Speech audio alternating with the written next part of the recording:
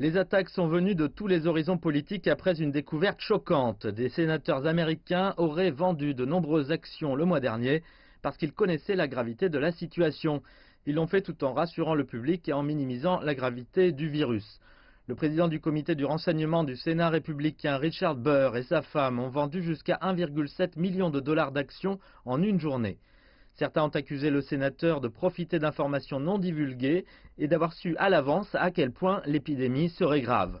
Un enregistrement secret, obtenu par le diffuseur NPR, révèle que Burr a averti un groupe de riches donateurs lors d'une réunion privée.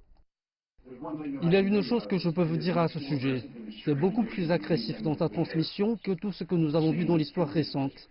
C'est probablement plus proche de la pandémie de 1918. Cela contrastait fortement avec les messages de l'administration Trump à l'époque. Nous avons fait un travail incroyable. Nous allons continuer. Il va disparaître un jour.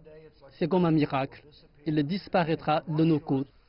Lors de la réunion, Burr a déclaré aux chefs d'entreprise de Caroline du Nord qu'il devrait reconsidérer la nécessité de se rendre en Europe. Il l'a fait plusieurs semaines avant qu'une interdiction gouvernementale ne soit imposée. Chaque entreprise doit être consciente du fait que vous devrez peut-être modifier votre voyage.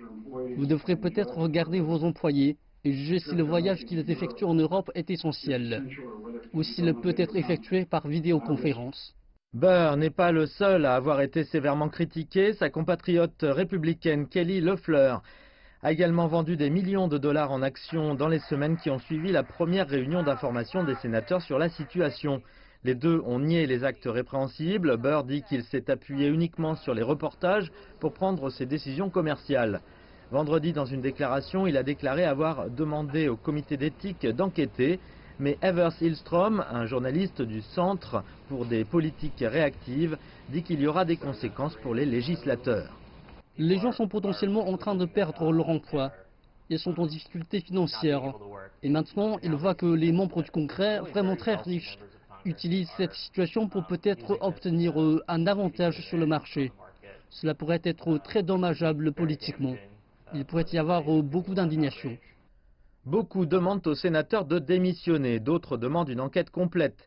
La controverse va gronder alors que les législateurs négocient les détails d'un plan de sauvetage, précisant combien d'aides les Américains ordinaires recevront pour les aider à surmonter cette crise.